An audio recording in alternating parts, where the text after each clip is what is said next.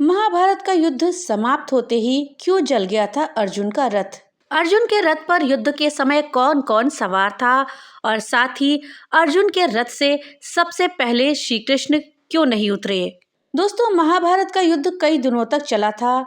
जिस रथ पर अर्जुन और सारथी के रूप में श्री कृष्ण थे, वो रथ युद्ध समाप्त होने के बाद जलकर राख हो गया था। महाभारत के युद्ध को धर्म युद्ध और विनाशकारी युद्ध कहा जाता है, जो कि कौरवों और पांडवों के बीच हुआ था। कहा जाता है कि कौरवों की महत्वाकांक्षाएं चरम पर पहुंच गई थी। वहीं विदुर जैसा ज्ञान होने के बाद भी राजा धृतराष्ट्र पुत्र मोह में इस कदर डूब गए थे कि उन्हें सही गलत भी नजर नहीं आ रहा था।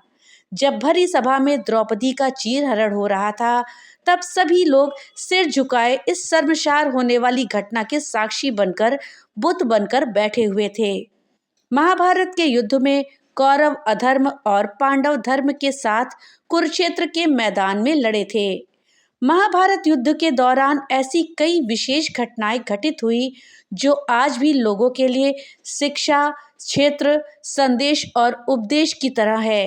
कुरुक्षेत्र की रणभूमि पर हुए इस युद्ध से हमें ये सीख मिलती है कि संसार में जब भी धर्म की हानि होगी, तब भगवान श्री कृष्ण धर्म की स्थापना करने के लिए किसी न किसी रूप में मनुष्यों का मार्गदर्शन करके धर्म की स्थापना करेंगे। कुरुक्षेत्र की रणभूमि पर हुए युद्ध की समाप्ति कौरवों के अंत के साथ हो गई, लेकिन महाभारत में कुछ ऐसी घटनाओं का वर्णन किया गया है जो युद्ध खत्म होने के तुरंत बाद घटित हुई। इनमें से एक घटना है युद्ध के बाद अर्जुन के रथ के धू धू करके जल उठना। महाभारत युद्ध के मैदान कुरुक्षेत्र से ही गीता के उपदेश की उत्पत्ति भी मानी जाती है, जो कि श्री कृष्ण के द्वारा अर्जुन को प्राप्त हुआ था। लेकिन क्या आप जानते हैं कि महाभारत का युद्ध कितने दिनों तक चला था और क्यों युद्ध के बाद अर्जुन का रथ जलकर राख हो गया था, जिस पर अर्जुन और उनके सारथी बने श्री कृष्ण सवार थे। महाभारत का युद्ध पूरे 18 दिनों तक चला था।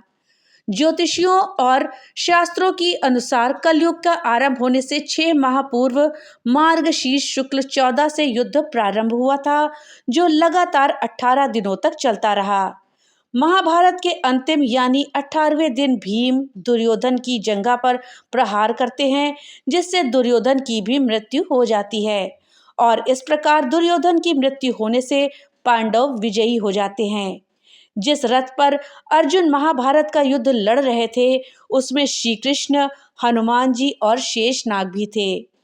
श्री कृष्ण के कहने पर अर्जुन ने हनुमान जी का आह्वान किया और उन्हें रथ के ऊपर पताका अर्थात ध्वज के साथ विराजित होने का आग्रह किया और श्री कृष्ण के कहने पर ही शेषनाग ने अर्जुन ने रथ के पहिए को जकड़े रखा, जिससे कि शक्तिशाली शस्त्रों का भी रथ पर कोई प्रभाव ना पड़े। ये सारी व्यवस्था श्री कृष्ण ने अर्जुन के लिए करी थी, क्योंकि अर्जुन धर्म के लिए लड़ रहे थे। जब युद्ध समाप्त हो गया और पांडव विजयी हो गए, तो अर्जुन ने भगवान श्री कृष्ण से कहा कि आप पहले रथ से उतरिए, फिर मैं उतरूंगा। इस पर श्री कृष्ण बोले, नहीं अर्जुन, पहले तुम उतरो। भगवान की आज्ञा और आदेश मानकर अर्जुन रथ से उतर गए। इसके बाद श्री कृष्ण भी रथ से उतर गए। शेषनाग भी रथ को छोड़कर पाताल लोक चले गए। फिर अंत में रथ के ध्वज पर अपने सूक्ष्म रूप में विराजमान हनुमान जी भी रथ से नीचे उतर गए। श्री कृष्ण रथ से उतरने के बाद अर्जुन को कुछ दूर लेकर के गए और इतने में ही अर्जुन के रथ से अग्नि की लपटें निकलने लगी और रथ धू धू करके जल उठा और जल करके राख हो गया। अर्जुन ने आश्चर्यचकित होकर श्री कृष्ण से पूछा, भगवान ये क्या हुआ? कृष्ण बोले, हे अर्जुन, ये रथ तो भीष्म पितामह, द्रोणाचार्य और कर्ण के दिव्यास्त्रों के वार से बहुत पहले ही जल चुका था, क्योंकि पताका लिए हनुमान जी और स्वयं मैं रथ पर थे, इसलिए रथ मेरे संकल्प से चल रहा था। इस रथ को सबसे अधिक क्षति कर्ण के बाणों से पहुंची है। अर्जुन को अंगराज कर्ण को हराने का अहंकार होने लगा था, तो इसी अहंकार को मिटाने के लिए श्री कृष्ण ने अर्जुन को पहले उतरने को कहा और फिर अर्जुन को ये एहसास हुआ कि वो ही सर्वश्रेष्ठ नहीं है। श्री कृष्ण की बात सुनकर अर्जुन का अहंकार टूटा और अर्जुन श्री कृष्ण के आगे नतमस्तक हो गए। अब जब तुम्हारा कार्य पूरा हो चुका है, तो मैंने उसे छोड़ दिया है और इसलिए ये रथ भस्म हो गया। दोस्तों, चलिए अब हम अर्जुन के बारे में कुछ बातें जानते हैं कि अर्जुन आखिर कौन थे। दोस्तों, अर्जुन महाभारत के मुख्य पात्र हैं। इंद्रदेव एवं कुंती के वो पुत्र हैं। पांडवों में तीसरे स्थान पर अर्जुन का नंबर आता था। महाराज पांडु इनके आध्यात्मिक पिता थे। कृष्ण और बलराम की बहन सुभद्रा, नाग कन्या उलूपी, पांचाल नरेश द्रुपद की पुत्री द्रौपदी और मणिपुर नरेश की पुत्री चित्रांगदा इनकी पत्नियां थीं। इनके भाई क्रमशः युधिष्ठिर, भीमसेन, नकुल और सहदेव थे। वैसे कर्ण भी इन्हीं के भाई थे। अर्जुन सबसे अच्छे धनुर्धर और द्रोणाचार्य के प्रिय शिष्य थे। जीवन में अनेक अवसर पर उन्होंने अपने श्रेष्ठ धनुर्धारी होने का परिचय दिया। इन्होंने द्रौपदी को स्वयंवर में जीता था। कुरुक्षेत्र के युद्ध में भी एक प्रमुख योद्धा के रूप में अर्जुन थे। अर्जुन ने ही कुरुक्षेत्र में श्री कृष्ण से अनेकों प्रश्न किए जो गीता में वर्णित हैं। महाराष्ट्र पांडु की दो पत्नियां थी, कुंती और माद्री। मुनि दुर्वासा के वरदान के द्वारा धर्मराज, वायुदेव तथा इंद्रदेव का आह्वान करके 3 पुत्र कुंती ने मांगे। इंद्र के द्वारा अर्जुन का जन्म हुआ था। द्रोणाचार्य को ऐसे योद्धाओं की आवश्यकता थी जो ध्रुपद से प्रतिशोध ले सके। इसी कारण वे हस्तिनापुर के राजकुमारों को शिक्षा देने लगे, जिसमें से एक अर्जुन भी थे। अर्जुन विश्व के सर्वश्रेष्ठ धनुर्धर माने जाते थे। अर्जुन को महान धनुर्धारी माना गया है। कहा जाता है कि अर्जुन धनुर्विद्या में इतने कुशल थे कि उनके सामने कोई योद्धा टिक नहीं सकता था। अर्जुन कई किलोमीटर दूर से ही अपने लक्ष्य पर निशाना साध देते थे। अर्जुन के धनुष का नाम था गांडीव।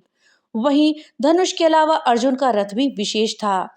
अर्जुन के रथ का नाम था नंदी घोष। अर्जुन को नंदी घोष रथ वरुण देव से प्राप्त हुआ था। अर्जुन के रथ नंदी घोष की विशेषताओं की बात करें तो इस रथ का रंग सफेद था और इसको 4 घोड़े खींचा करते थे।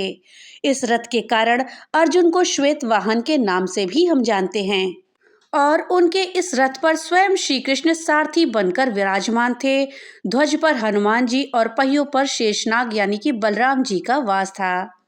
इस कारण से अर्जुन का ये रथ बहुत ही दिव्य बन चुका था। महाभारत के युद्ध को अन्याय पर न्याय की जीत का युद्ध माना गया है। कुरुक्षेत्र की रणभूमि पर हुए इस युद्ध से ये सीख मिलती है कि संसार में जब भी धर्म की हानि होती है, तब भगवान श्री कृष्ण धर्म की स्थापना करने के लिए किसी न किसी रूप में मनुष्यों का मार्गदर्शन करके धर्म की स्थापना करेंगे। कुरुक्षेत्र की रणभूमि पर हुए युद्ध की समाप्ति कौरवों के अंत के साथ ही हो गई। तो दोस्तों, ये थी जानकारी अर्जुन के रथ के विषय में कि आखिर महाभारत के युद्ध के बाद वो रथ जलकर राख क्यों हो गया। साथ ही अर्जुन के रथ पर युद्ध के समय कौन कौन सवार था और रथ से पहले कौन उतरा। जानकारी आपको कैसी लगी हमें कमेंट बॉक्स में लिख करके जरूर बताइएगा। तो मिलते हैं अगली नई वीडियो के साथ। तब तक के लिए राधे राधे।